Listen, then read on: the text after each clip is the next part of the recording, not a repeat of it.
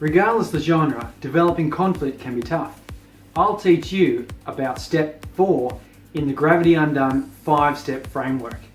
Developing conflict.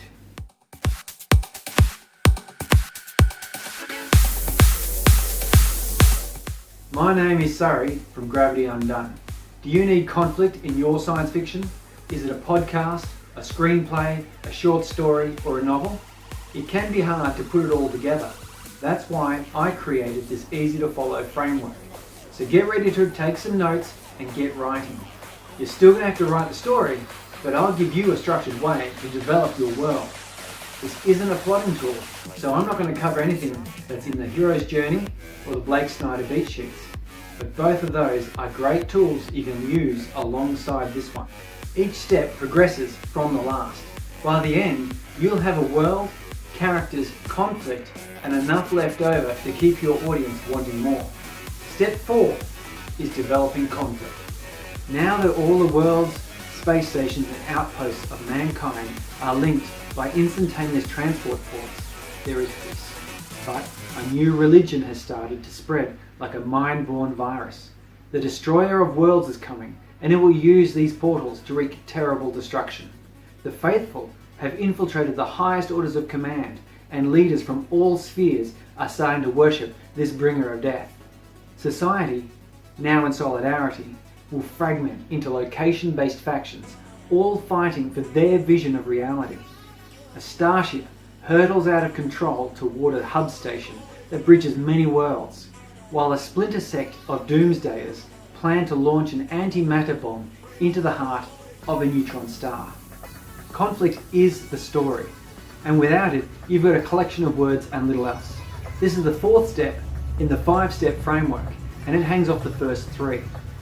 Create one major conflict, which will be the prime crescendo of your work, and it will come directly from the coincidence of your focal point, its effects on the world, and the 3 characters.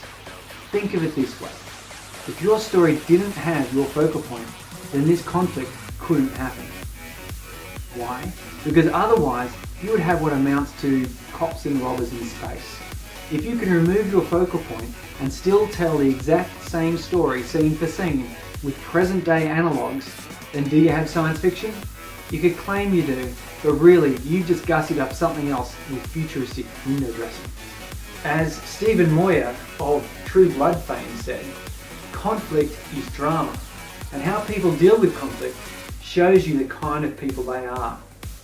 One conflict is great. It is the crisis you will solve by the end of your story.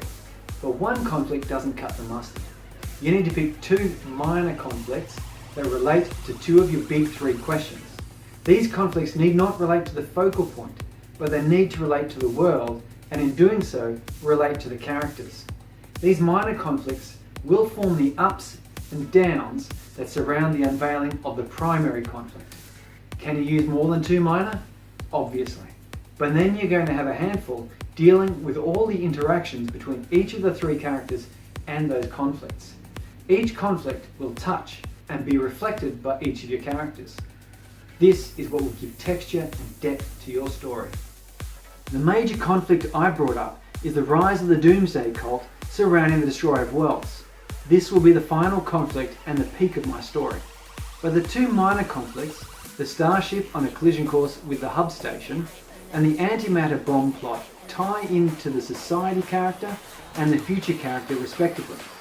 How will the characters respond and react to a hub station, a foundation of human civilization and society, being threatened with annihilation? And what responsibility does the individual have? Will the future be as bright and rosy as your future character believes if the neutron star is disrupted by the antimatter bomb? Do either of these conflicts have anything to do with the cult or the destroyer? Do you feel your creative juices surging yet? Conflict is the reason your story is written. In the 5-step framework, there is a major conflict and 2 minor. The major conflict is tied to the focal point and cannot exist without it. This is how you make your world solid and how you ensure there is meaning and a point to your story's existence. The minor conflicts highlight the 3 aspects of your characters and through them portray your world and its connection to your focal point. Following these steps so far, you've built a tightly knit world and story where pulling any one piece would cause the rest to unravel. The final step builds on what you've done so far, and I think it's the most interesting one.